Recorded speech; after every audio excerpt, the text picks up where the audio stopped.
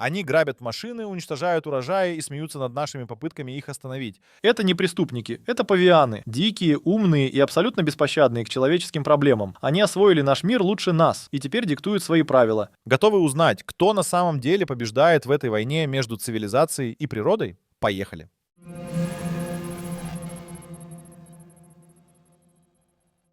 В раскаленных пустошах Африки, где температура достигает 50 градусов, а солнце выжигает все живое, правят не львы и не гиены. Настоящие хозяева этих земель – павианы. Эти приматы с хищным оскалом и стальными мускулами освоили территории, где другие обезьяны не выжили бы и дня. Их царство простирается от скалистых утесов Эфиопии до засушливых равнин Южной Африки. В отличие от своих лесных собратьев, павианы предпочитают открытые пространства. Каменистые плато, полупустыни, даже горные склоны на высоте до 4000 метров. Их лапы, похожие на человеческие руки, но с когтями-кинжалами, позволяют карабкаться по отвесным скалам с пугающей легкостью. А особенность павианов – их невероятная адаптивность. В то время как большинство приматов цепляются за исчезающие леса, эти серо-коричневые обезьяны научились выживать при любых условиях. И в палящий зной, экономя воду, и прячась в тени утесов. Среди колючих акаций, чьи шипы не страшны их жесткой шкуре, рядом с хищниками, перед которыми другие животные бегут без оглядки. Их стаи, насчитывающие до 200 особей, патрулируют территории размером с небольшой город. Каждый вечер они возвращаются на одни и те же скалы спальни. Неприступные крепости, куда не доберется ни один леопард. Эти утесы испещрены тропами, которые павианы используют веками, передавая знания из поколения в поколение. Но настоящая сила павианов не в мускулах, а в уме. Они помнят каждое дерево с плодами на своей территории, распознают ядовитые растения, предупреждают сородичей об опасности сложной системы криков. Их социальная структура настолько развита, что ученые сравнивают ее с первобытным человеческим обществом. И все же даже эти короли саван уязвимы.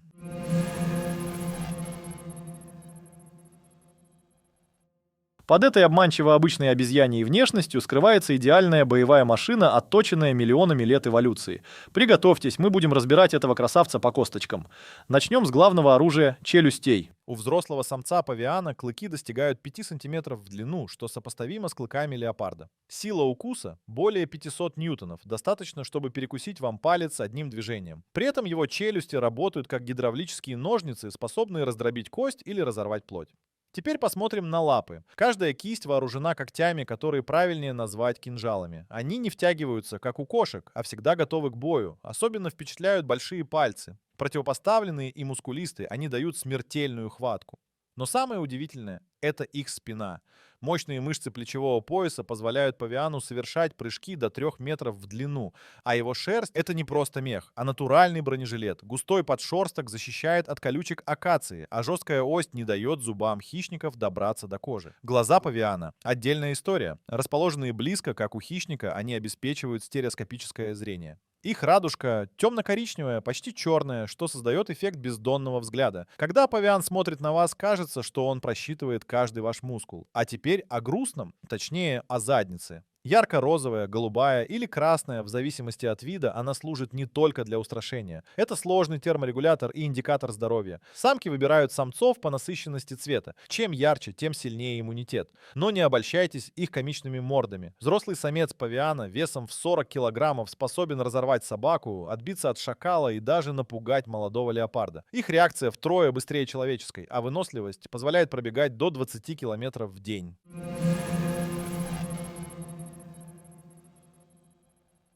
Сезон размножения превращает размеренную жизнь павианьей стаи в настоящий театр военных действий. В этот период альфа-самец, обычно уверенный в своем превосходстве, превращается в патологически ревнивого тирана.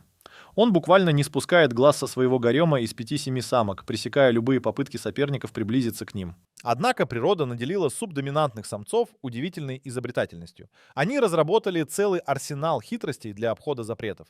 Некоторые устраивают тайные свидания, уводя самок в укромные уголки за скалами или в густые заросли. Другие образуют временные альянсы. Пока трое отвлекают альфу мнимыми угрозами на границе территории, четвертый успевает спариться с самкой. Наиболее хитрые используют подкуп, часами вычесывая шерсть самкам и ухаживая за их детенышами, чтобы завоевать благосклонность. Но настоящими стратегами в этих играх оказываются оказываются самки. Они вовсе не пассивные призы, а опытные манипуляторши. Взрослые самки намеренно флиртуют с молодыми самцами прямо на глазах у альфы, провоцируя кровавые разборки. Некоторые искусственно затягивают период фертильности, спариваясь с несколькими самцами подряд. Особенно впечатляет их способность выбирать партнеров по совершенно неожиданным критериям. Некоторые отдают предпочтение самцам с самыми качественными навыками груминга, другие выбирают по боевым шрамам, третьи по умению добывать редкие лакомства. Беременность у павианов длится около 6 месяцев, затем время относительного спокойствия. Перед самыми родами самка обычно уединяется, но уже через несколько часов после появления малыша возвращается в стаю. Новорожденный павианчик с первых минут жизни демонстрирует удивительную цепкость. Его крошечные пальцы мертвой хваткой впиваются в материнскую шерсть. И в таком положении он проводит первые недели, не отпуская мать ни на секунду. Интересно, что альфа-самец умеет распознавать своих детенышей по тонким запаховым меткам.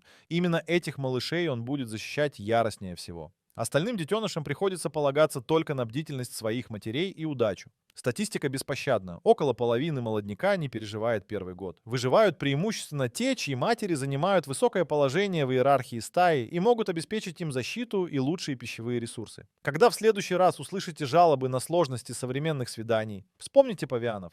Представьте, что ваш потенциальный партнер находится под круглосуточным надзором вооруженного до зубов телохранителя, а любое неверное движение может стоить вам жизни. Вот это действительно экстремальные отношения.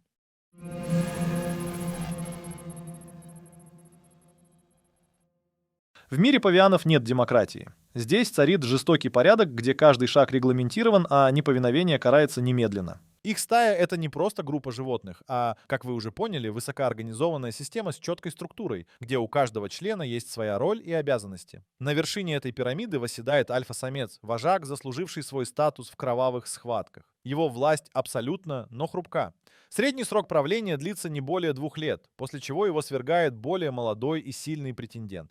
Альфа-самец легко узнаваем по гордой осанке, блестящей шерсти и характерной манере передвижения. Он никогда не спешит, зная, что все дороги принадлежат ему. Рядом с альфой находится узкий круг приближенных. Несколько взрослых самцов, выполняющих роль личной гвардии. Они получают привилегии в виде доступа к пище и самкам, но платят за это постоянной готовностью защищать вожака. Эти телохранители — первые кандидаты на место альфы, когда тот ослабеет. Ниже в иерархии располагаются взрослые самцы среднего ранга. Это самая многочисленная и нестабильная группа. Они постоянно выясняют отношения между собой, формируя временные альянсы и заговоры. Именно из их среды чаще всего выходят будущие вожаки. Особую касту составляют молодые самцы-подростки. Они уже достаточно взрослые, чтобы представлять угрозу, но еще слишком неопытные для серьезной борьбы за власть. Стая держит их под строгим контролем, часто отправляя на опасные задания, первыми исследовать новые территории или проверять источники воды на наличие хищников. Самки образуют параллельную иерархическую структуру. Их статус определяется не столько физической силой, сколько возрастом, опытом и связями. Старшие самки пользуются непререкаемым авторитетом и часто влияют на решения вожака. Интересно, что дочери наследуют социальный статус своих матерей. В самом низу социальной лестницы находятся изгои, особи, по каким-то причинам отвергнутые стаей. Это могут быть больные животные, слишком старые самцы или неудачливые бунтари. Их участь незавидна. Без защиты стаи они редко проживают больше нескольких месяцев. Каждое утро в стае начинается с ритуалов подтверждения статуса. Младшие особи демонстративно подставляют альфе свои зады, высший знак покорности.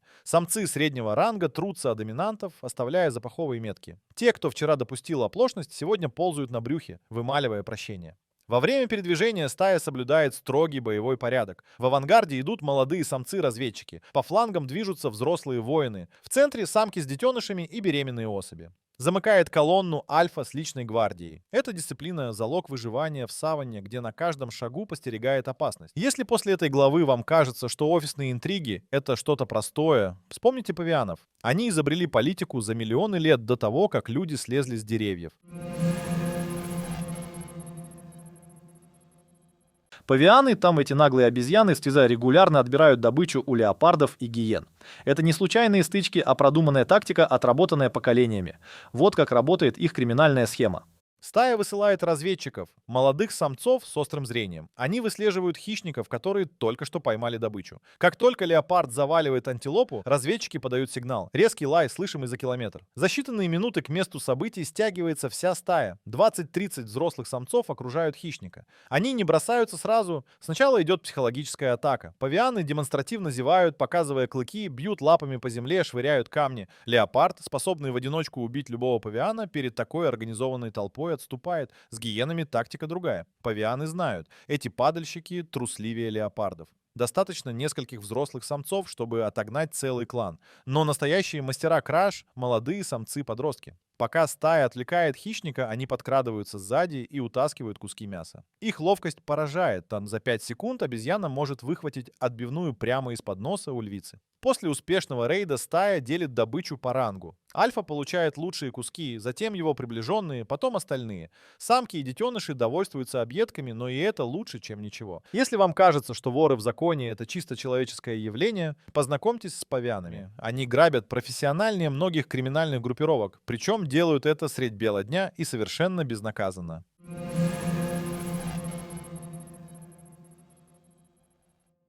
Если вы думаете, что павианы — это просто дикие звери, которые боятся человеческих городов как огня, то вы их явно недооцениваете.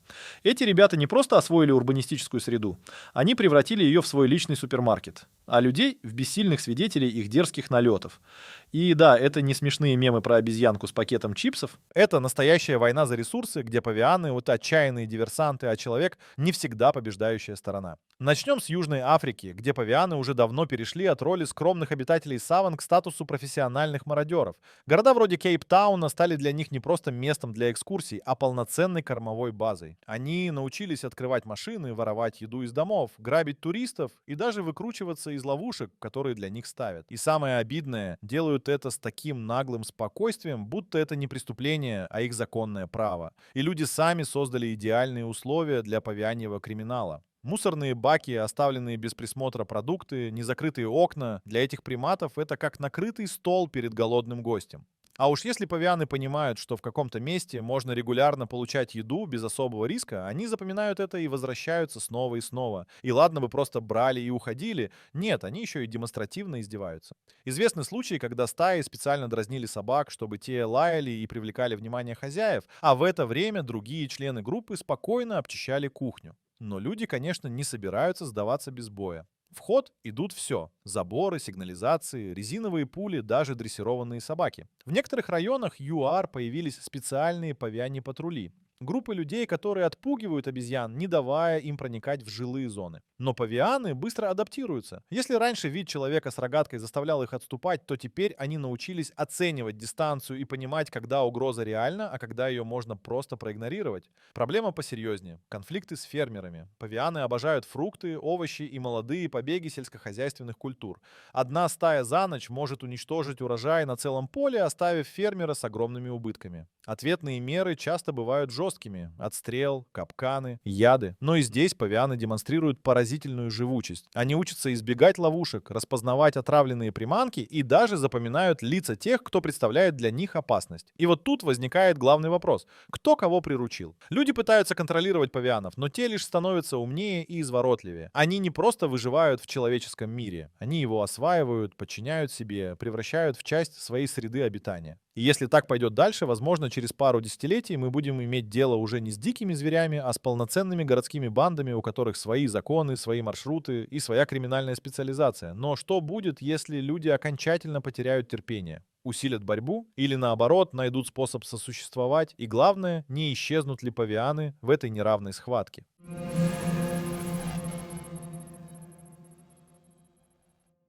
Пока ученые скрупулезно подсчитывают сокращение популяции, сами павианы ведут себя так, будто и не слышали о своей предполагаемой уязвимости. Эти мохнатые стратегии продолжают оттачивать мастерство городских рейдеров, демонстрируя поразительную способность адаптироваться к меняющимся условиям. Согласно последним данным, 5 из 6 видов павианов действительно сокращают численность. Особенно тревожная ситуация у гвинейского павиана, чья популяция уменьшилась почти наполовину за последние 3 десятилетия. Однако их собратья-бабуины, напротив, процветают, освоив искусство преимущества выживания в урбанизированной среде. Три главные угрозы ставят под вопрос будущее этих приматов. Во-первых, стремительное сокращение естественной среды обитания. Во-вторых, браконьерство, ведь мясо павианов до сих пор считается деликатесом в некоторых регионах. В-третьих, неизбежные конфликты с фермерами, чьи посевы регулярно становятся объектами налетов голодных стай. Но не стоит спешить с пессимистичными прогнозами. Павианы неоднократно доказывали свою феноменальную способность к обучению. Они освоили сложные схемы поиска пищи в городах, научились избегать ловушек и даже начали различать степень реальной опасности со стороны человека. Ключевой вопрос заключается в том, смогут ли эти интеллектуалы животного мира адаптироваться быстрее, чем исчезает их естественная среда обитания. Пока что баланс склоняется в их пользу, но лишь при условии, что человек найдет разумный компромисс между развитием цивилизации и сохранением дикой природы.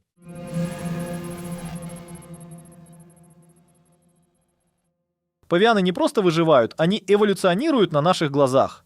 Эти мохнатые гении адаптации бросают вызов цивилизации, и исход этой битвы пока не ясен. Хотите узнать, чем закончится эта захватывающая дуэль между человеком и природой? Впереди еще много удивительных историй о том, как дикие животные покоряют наш урбанизированный мир. Ставьте лайк, если болеете за павианов, и пишите в комментариях, кто, по-вашему, в итоге победит в этой войне за территорию. До новых встреч в мире дикой природы.